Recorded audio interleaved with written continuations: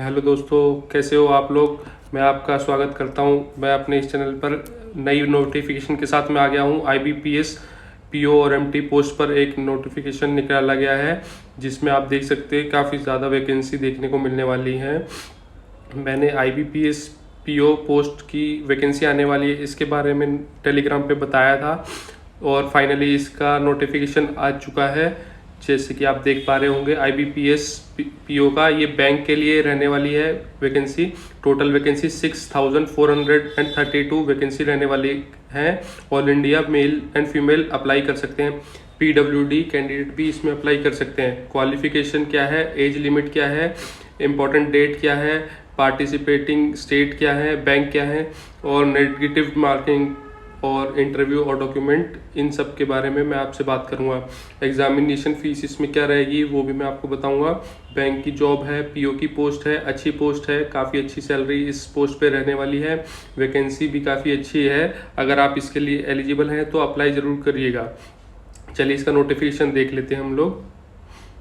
ये रहा इसका notification. Institute of banking personal selection, यहाँ पर आपका जो सिलेक्शन प्रोसीजर रहेगा वो मैं बता दूं। वो ऑनलाइन एग्जामिनेशन रहेगा एंड इंटरव्यू रहेगा, जिसमें प्री और मेंस के 2 एग्जाम होंगे।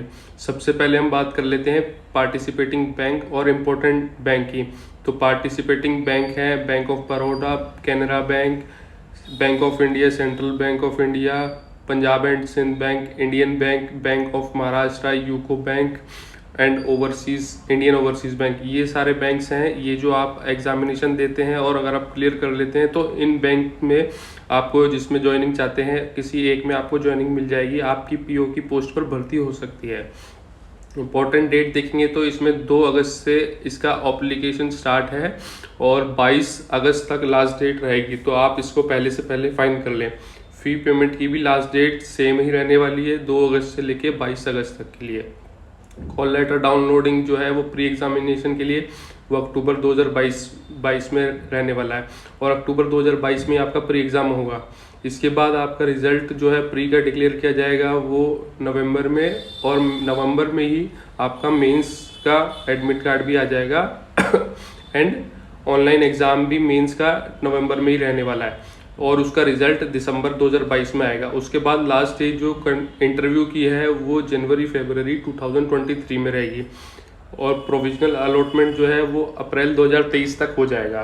तो ये सारी इंपॉर्टेंट डेट थी। अब हम बात कर लेते हैं एलिजिबिलिटी क्राइटेरिया को लेकर के। तो इंडियन सिटीजन इसमें अप्लाई कर सकते हैं। किसी भी स्टेट से आप बिलोंग करते हो तो आप अप्लाई कर सकते हैं।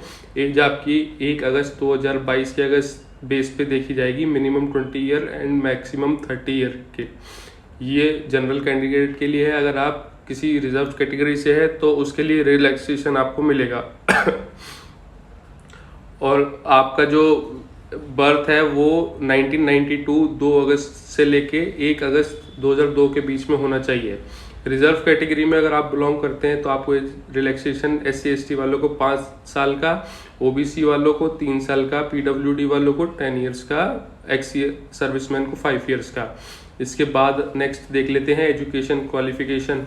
एनी ग्रेजुएट कैंडिडेट इसमें अप्लाई कर सकते हैं। किसी भी डिसिप्लिन, किसी भी ब्रांच में आपने कर रखा है। 22 अगस्त 2022 के बेस पे आपकी एजुकेशन क्वालिफिकेशन देखी जाएगी।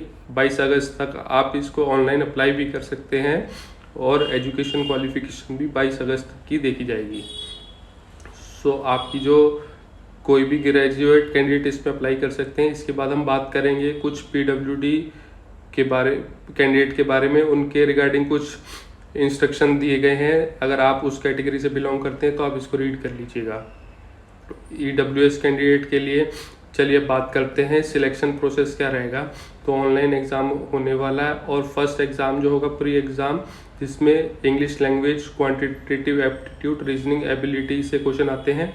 30 क्वेश्चन आएंगे आपके इंग्लिश के, 35 आएंगे क्वांटिटेटिव एप्टीट्यूड से और रीजनिंग के 35 क्वेश्चन आएंगे। टोटल 100 क्वेश्चन होंगे और 100 मार्क्स के रहने वाले हैं और 1 घंटे का आपको टाइम मिलेगा। इंग्लिश लैंग्वेज जो रहेगी वो सिर्फ इंग्लिश में मीडियम रहेगा और बाकी जो 2 हैं एप्टीट्यूड और रीजनिंग, ये हिंदी और इंग्लिश किसी भी एक लैंग्वेज में आप इसको अटेम्प्ट कर सकते हैं। 60 मिनट के जैसे मैंने बताया कि आपको टाइम ड्यूरेशन मिलेगा। फिर प्री एग्जामिनेशन क्वालिफाई करने के बाद आप मेंस एग्जामिनेशन के लिए क्वालिफाई रहते हैं, जिसमें आपका एडमिट कार्ड आएगा। इसमें रीजनिंग एंड कंप्यूटर एप्टीट्यूड के 45 क्वेश्चन, जनरल इकोनॉमी बैंकिंग के 40 क्वेश्चन, इंग्लिश लैंग्वेज के 35 question, data analysis and interpretation के 35 क्वेश्चन आपको देखने को मिलेंगे और उसके मैक्सिमम मार्क्स आपको सामने देखने को मिल जाएंगे। तो टोटल क्वेश्चन रहने वाले 155 और मैक्सिमम मार्क्स रहेंगे 200। और इसमें मीडियम जो रहेगा हिंदी एंड इंग्लिश, लेकिन इंग्लिश का जो टेस्ट होगा वो सिर्फ इंग्लिश लैंग्वेज में ही होने वाला है। इसके लिए आपको 3 घंटे की टाइमिंग मिलेगी। और इसके बाद एक इंग्लिश लैंग्वेज का मेंस में इंग्लिश लैंग्वेज का भी एक एग्ज़ाम होगा जो डिस्क्रिप्टिव टाइप होगा। इससे पहले जो एग्ज़ाम था वो सारे ऑब्जेक्टिव टाइप था। इसमें सेकंड वाले में आपको लेटर राइटिंग और ऐसे लिखने होंगे। टोटल 2 क्वेश्चन रहते हैं, 25 मार्क्स का रहता है। सिर्फ और सिर्फ इंग्लिश में ही आपको लिखना होता है, हिंदी में आप इसको नहीं लिख सकते। 30 मिनट का आपको इसमें टाइमिंग दिया जाता है। इसके बाद आपका होता है इंटरव्यू। तो ये है आपका सिलेक्शन प्रोसीजर। एग्जामिनेशन सेंटर हम देखेंगे, एग्जामिनेशन सेंटर कहाँ कहाँ रहने वाले हैं। वैसे तो ऑल इंडिया में रहने वाले हैं। वैसे इंटरव्यू जो रहने वाला है वो आपका जनवरी या फरवरी में होगा। इसमें जो क्वालिफाइंग मार्क्स आपके रहने वाले हैं वो 100 रहेगी। 100 मार्क्स में का आपका इंटरव्यू रहने वाला है। अगर हम इसमें क्वालिफाइंग मार्क्स की बात करें तो 40% आपके क्वालिफाइंग मार्क्स होने चाहिए एंड रिजर्व कैटेगरी के लिए, और 35% मार्क्स होने चाहिए रिजर्व कैटेगरी के लिए, SC ST OBC के लिए। टोटल ये 100 मार्क्स का इंटरव्यू रहेगा। अब बात करें कि क्वालिफाइंग मार्क्स जो इंटरव्यू के लिए हैं वो मैंने बता दिए हैं। डॉक्यूमेंट्स क्या क्या रहने वाले हैं इंपॉर्टेंट, इंटरव्यू के टाइम पर आपको क्या क्या डॉक्यूमेंट ले जाने हैं। Original and self attest photocopy के साथ आपको वहाँ पे पहुँचना है, जिसमें कि आपका print out of valid interview call letter रहेगा, valid system generated print out of the online application जो आप अप्लाई कर रहे हैं एप्लीकेशन, इसका प्रिंट आउट लेके जाना पड़ेगा। Proof of date of birth यानी कि 10th की मार्कशीट आपको लेके जानी पड़ेगी। फोटो आइडेंटिटी प्रूफ लेके जाना पड़ेगा। लेकिन इसमें अगर आपका लर्निंग का लाइसेंस है तो वो आपका वैलिड नहीं रहेगा और बाकी सारे डॉक्यूमेंट वैलिड रहेंगे। नेक्स्ट हम बात कर लेते हैं कास्ट सर्टिफिकेट की। अगर आप SC ST कैंडिडेट हैं तो आप, और अगर आप OBC कैंडिडेट हैं तो उस हिसाब से आपका कास्ट सर्टिफिकेट भी लगेगा। और PWD कैंडिडेट है तो आपको आपका सर्टिफिकेट देना होगा। एंड एक्स सर्विसमैन कैंडिडेट हैं तो आपको भी यहाँ पे सर्टिफिकेट देना होगा। तो ये डॉक्यूमेंट हैं जो आपको इंटरव्यू के टाइम पर सबमिट करने पड़ेंगे, ओरिजिनल एंड फोटोकॉपी। नेक्स्ट हम बात कर लेते हैं, थोड़ा स्क्रॉल करते हैं। यहाँ पे आपको दिया गया है कि हाउ टू अप्लाई।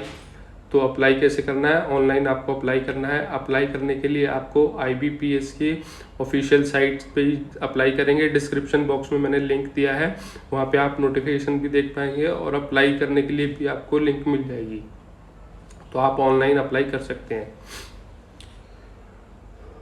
अब हम देख लेते हैं एप्लीकेशन फ़ीस। तो एप्लीकेशन फ़ीस जो रखी गई है SC ST OBC के लिए 175 रुपये है, PWD कैंडिडेट के लिए भी। इसके अलावा जो अदर कैटेगरी हैं उसमें 850 रुपये फ़ीस देनी पड़ेगी। अब बात आती है फीमेल कैंडिडेट के लिए कितनी फ़ीस रहेगी, तो उनके लिए भी कैटेगरी के हिसाब से ही फ़ी पे करनी होगी। अगर आप SC ST से हैं तो 175 रुपये, अदरवाइज़ 850 रुपये, जो कि ऑनलाइन आपको पे करना होगा। जो आपका एग्जामिनेशन सेंटर रहेगा कहाँ रहेगा, क्या वेन्यू डेट रहेगी, ये आपका कॉल लेटर जो आपको दिया जाएगा, जो उसके अंदर सब कुछ मेंशन किया होगा, सारी डिटेल मेंशन कर रखी होगी। अब हम बात करते हैं एग्जामिनेशन सेंटर की। तो ऑल इंडिया में इसके एग्जामिनेशन सेंटर रहेंगे, कहाँ कहाँ रहते हैं हम एक बार क्लियर कर लेते हैं। तो वैसे पहले ये देख लेते हैं कि वैकेंसी कैटेगरी वाइज किस बैंक में कहाँ और कितनी वैकेंसी निकाली गई है। यहाँ पे पूरी डिटेल दी गई है, पूरा चार्ट दे रखा है। अनरिजर्व्ड कैटेगरी वालों के लिए टोटल 2596, EWS वालों के लिए 616, OBC वालों के लिए 1741, ST वालों के लिए 483 और SC वालों के लिए 996। टोटल यहाँ पे 6432 वैकेंसी आपको देखने को मिल जाएगी। और अब बात कर लेते हैं प्री एग्जामिनेशन और मेंस एग्जामिनेशन सेंटर के लिए। तो यहाँ पे आप देख पा रहे होंगे, आप जिस भी स्टेट से बिलोंग करते हैं आपको स्टेट का कोई ना कोई एग्जामिनेशन सेंटर मिल जाएगा। जैसे बात करते हैं अगर हम छत्तीसगढ़ के लिए, तो प्री एग्जामिनेशन के लिए सेंटर रहेंगे बालोद, भिलाई, नगर, बिलासपुर, दुर्ग रायपुर, और मेंस के लिए सिर्फ रायपुर रहेगा।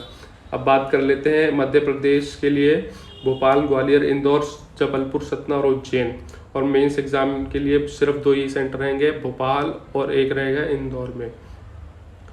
और उत्तर प्रदेश की अगर हम बात करते हैं तो आगरा, अलीगढ़, बरेली, फैजाबाद, गाजियाबाद, गोंडा, गोरखपुर, कानपुर, लखनऊ, मथुरा, मेरठ, मुरादाबाद, मुजफ्फरनगर, ग्रेटर नोएडा, प्रयागराज, सीतापुर, वाराणसी, यहाँ पे प्री के सेंटर पड़ेंगे। वहीं अगर मेंस की बात करें तो कानपुर, लखनऊ, मेरठ, प्रयागराज और वाराणसी आपका मेंस का सेंटर रहने वाला है। तो ये सारे पॉइंट्स हमने देख लिए हैं कि नेगेटिव अब देखते हैं नेगेटिव मार्किंग नहीं रहेगी। तो प्री और मेंस दोनों में ही 0.25% की आपकी नेगेटिव मार्किंग रहेगी अगर आपका एक भी क्वेश्चन रॉन्ग होता है। तो दोस्तों वैकेंसी काफ़ी अच्छी है, 6,400 वैकेंसी है, तो आप इसको ज़रूर से अप्लाई कीजिएगा और इस चैनल को सब्सक्राइब कर लीजिए ताकि मैं इसी तरह की आपको जॉब नोटिफिकेशन आगे भी लाता रहूं और मेरे को मोटिवेशन मिलता रहे। इस चैनल को ज़रूर से सब्सक्राइब कर लीजिएगा, साथ में दिए हुए बेल आइकन को प्रेस कर लीजिएगा और इस वीडियो को लाइक भी कर दीजिएगा ताकि मेरे को एक मोटिवेशन मिलता रहे। Thank you very much.